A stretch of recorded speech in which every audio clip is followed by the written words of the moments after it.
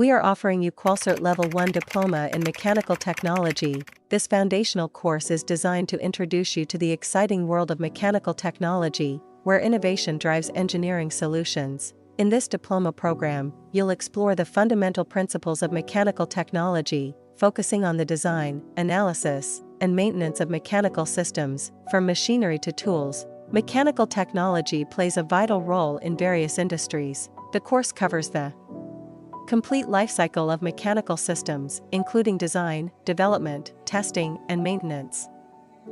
Mandatory units of this qualification are Introduction to Mechanical Engineering, Machine Tools and Operations, Materials and Manufacturing, Engineering Mathematics, Health and Safety in Engineering.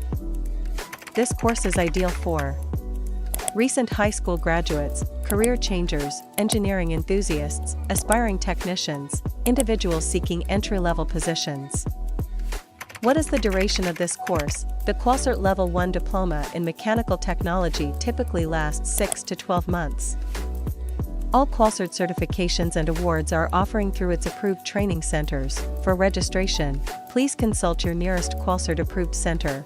Visit our website at www.qualcerts.co.uk for more qualifications and information.